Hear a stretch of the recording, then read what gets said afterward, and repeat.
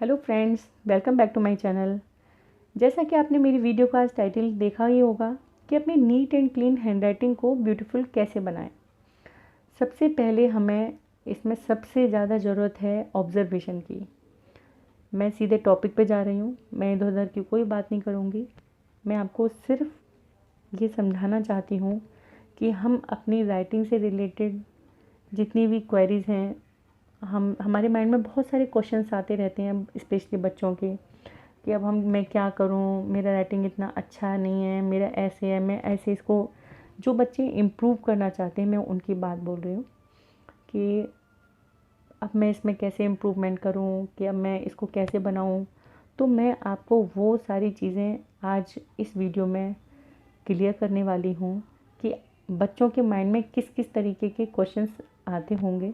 और मेरे साथ मैं जैसे क्लास लेती हूँ तो उसमें मेरे पास बच्चे आते थे और इस तरीके से पूछते हैं, तो वही एक्सपीरियंस है मेरा और वो मैं आपके साथ शेयर कर रही हूँ। तो जैसा कि आप स्क्रीन पर देख रहे होंगे कि एक आपको राइटिंग लिखा हुआ दिखाई दे रहा है, ये मेरे स्टूडेंट का राइटिंग है। अब ये राइटिंग जो है नीट एंड क्लीन है, इसको बहुत सुंदर नहीं बोलेंगे।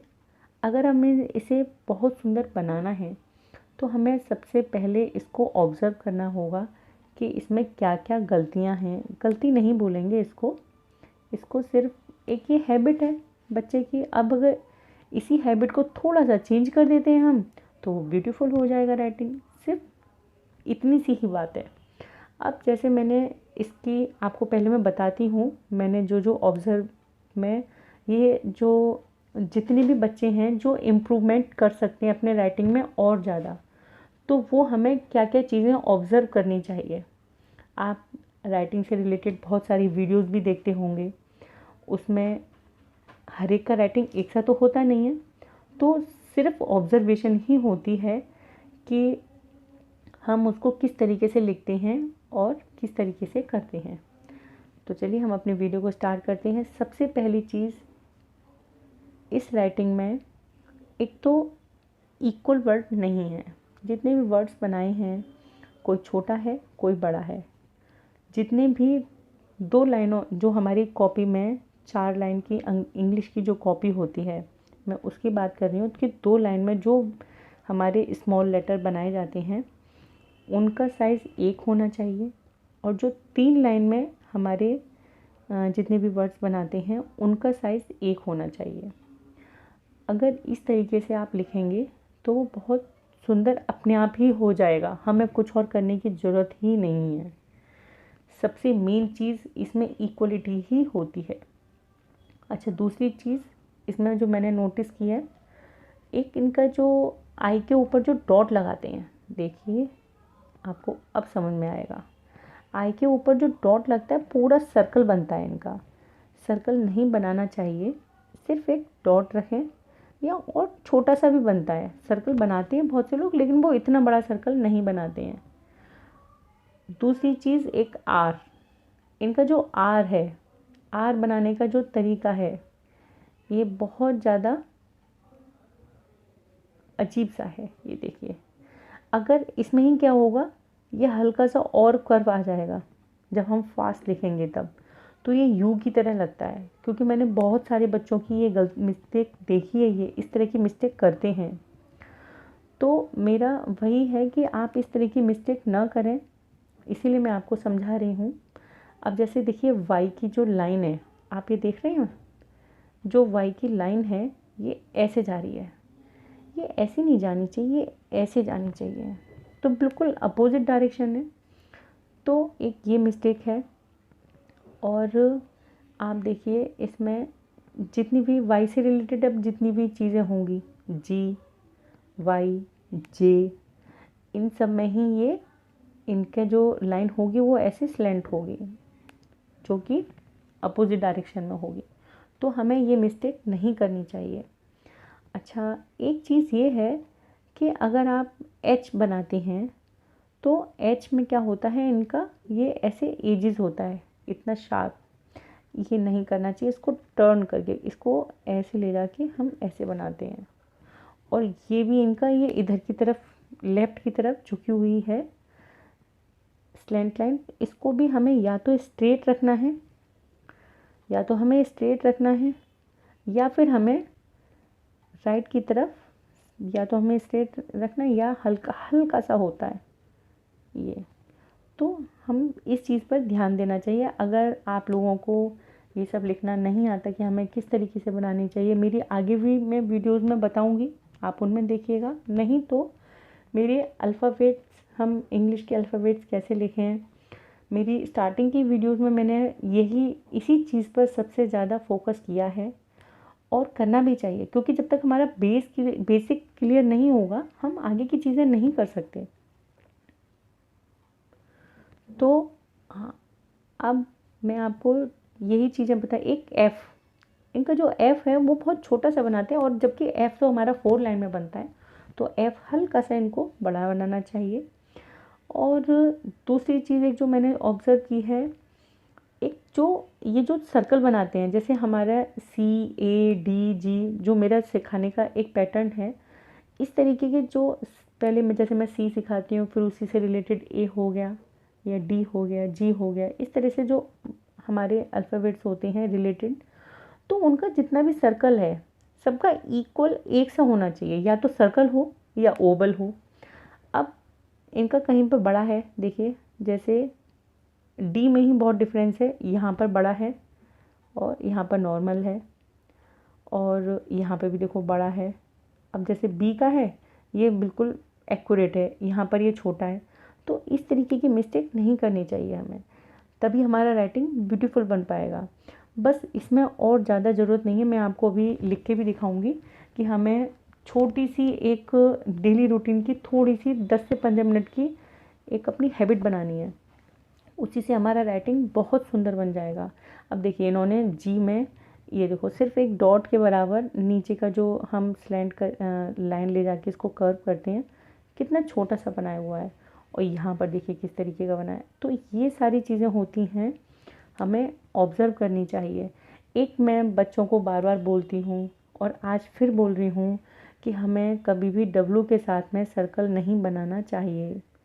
तो जैसे देखिए इनका सब जगह इसी तरह से मिलेगा, डब्लू के साथ में सर्कल हम नहीं बनाएंगे तो बहुत अच्छा लगता है। डब्लू के साथ में सर्कल फिर कुछ का कुछ नज़र आता है, और उसी में ही कई बार बच्चों के मार्क्स भी कट जाते हैं। अच्छा, एक चीज़ और मैंने ऑब्ज़र्व की है, इनकी जो इनका आर बनाने का तरीका है वो भी बहुत ज़्यादा रॉन्ग है।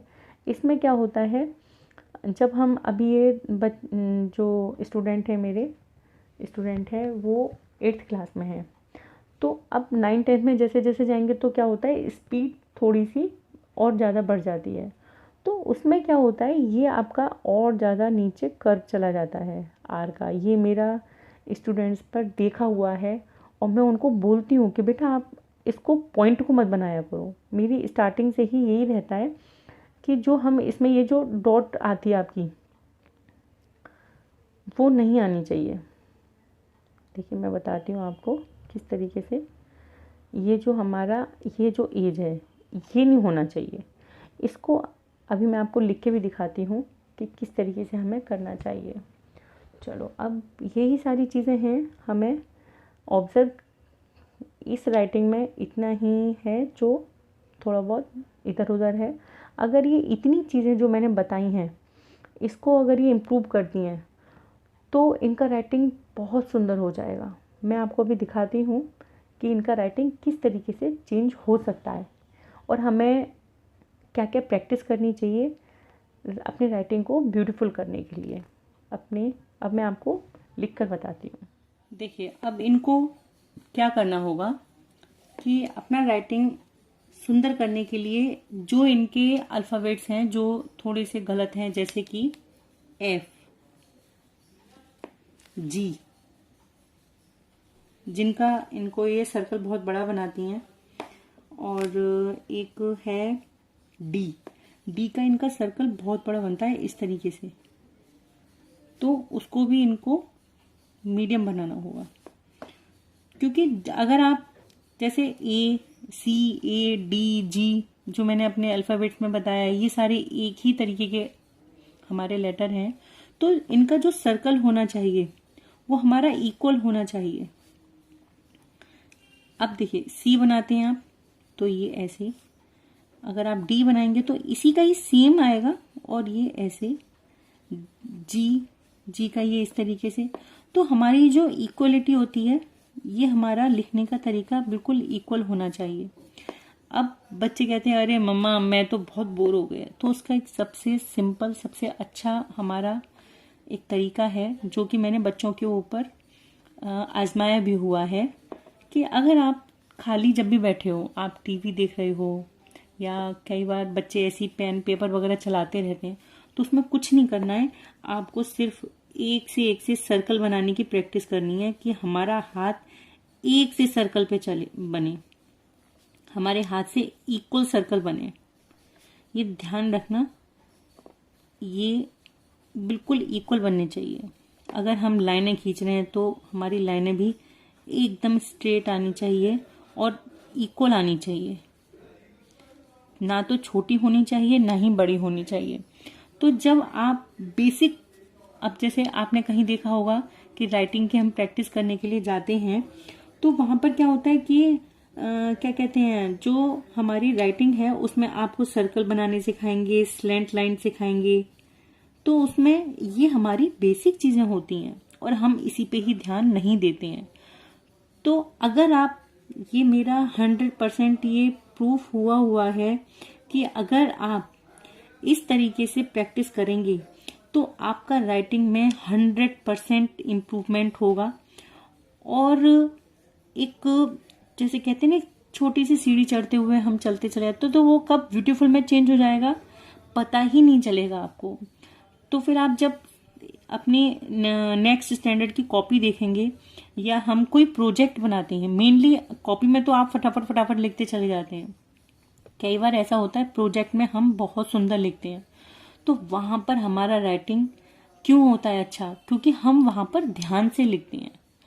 तो मेरा मेन यही है कि हम अपने राइटिंग को, अगर हमारा राइटिंग ब्यूटीफुल में हमें चेंज करना है, हमें थोड़ा सा ध्यान रखना है, तो उसके लिए मेन चीज हमारी ऑब्जर्वेशन, हमें लिखते हुए ध्यान रखना है कि हम कैसे लिख रहे हैं और क्या कर रहे हैं।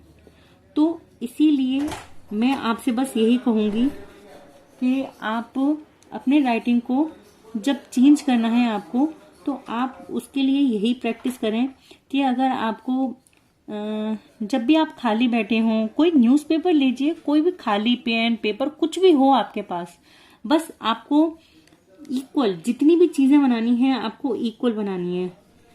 अब जैसे बहुत से बच्चों का राइटिंग कैसा होता है कि वो ऐसे ओवल टाइप की बनाते हैं, यही तो डिफरेंस होता है एक राइटिंग में और दूसरे राइटिंग में। और कोई बनाता है ऐसे गोल गोल। तो ये चीजें हमारी, अगर आपको गोल बनाना है तो आप गोल ही बनाएंगे, अगर आपको ओवल बनाना है तो ओवल ही बनाएंगे, और अगर आपको लाइनें अगर स्ट्रेट आनी है तो सारी ही स्ट्रेट आएंगी, अगर हल्की सी स्लैंट लानी है तो हल्की सी स्लैंट ही लानी है। और एक चीज और ध्यान रखिएगा कि हमारी लाइन, हमारे जितने भी लेटर्स की लाइन है वो बैक में स्लैंट नहीं होनी चाहिए। यह थोड़ा सा ध्यान रखने वाली बात होती है। इस बच्चे के राइटिंग में था थोड़ा सा कहीं कहीं, इसीलिए मैंने बोला है स्पेशली कि अगर आपकी लाइन है तो आपकी वो लाइन लेफ्ट की तरफ स्लैंट नहीं होनी चाहिए, वो राइट की तरफ ही स्लैंट होनी चाहिए। तो अब उसमें एक बच्चों का एस, इस बच्चे की राइटिंग में एस भी इसका ऐसे था, ऐसे करके ये ऐसे बिल्कुल भी मतलब हल्का सा तो आना चाहिए, वो सुंदर लगता है। तो यही सारी चीजें हमने ऑब्जर्व करनी है कि अब जैसे आर था, आर उन्होंने ये ऐसे नहीं, ये चीज और नीचे थी यूं और ऐसे, तो ये चीज नहीं बनानी है। इसमें ये चीज जो पार्ट होता है ना, ये हमें इग्नोर करना है, बिल्कुल नहीं आना चाहिए। जो हमारा आर है, आर हमारा ऐसे आना चाहिए, ये देखिए। इसमें ये जो यहाँ पर जो ये नोक बना देते हैं बच्चे, उसको हमें नहीं बनाना है, और ये थोड़ी सी प्रैक्टिस के बाद ही जाता है, क्योंकि मैंने भी बहुत प्रैक्टिस की थी तब ये मेरा इस तरह से आता है ये। तो थोड़ी सी प्रैक्टिस करनी चाहिए, और मेरी इसके मैं मदर्स से एक रिक्वेस्ट है कि अगर आपका बच्चा इम्प्रूव करना चाह रहा है तो आप भी थोड़ी सी उसकी हेल्प कराइए, उसको मोटिवेट करिए, उसके साथ बैठिए, उस 5 से 10 मिनट बैठिए। 5-10 मिनट बहुत होते हैं। अगर आप डेली 5-10 मिनट प्रैक्टिस करते हैं इस तरीके से तो 100% मैं आपको बता रही हूँ, मैं ये चैलेंज है मेरा कि राइटिंग 100% इम्प्रूव होता है। क्योंकि बेसिक अगर हमारा अच्छा होगा तो हमारी राइटिंग की जो स्किल्स हैं वो बहुत अच्छी हो जाती हैं। तो अब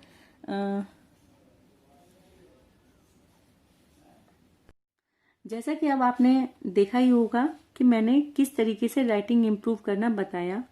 ये 100% काम करता है। अगर आपको भी अपनी राइटिंग का इस तरीके से फीडबैक चाहिए तो आप मुझे अपनी राइटिंग का एक अच्छा सा पिक क्लिक करके ईमेल कर सकते हैं। ईमेल मैं अपनी वीडियो की डिस्क्रिप्शन बॉक्स में दे दूंगी।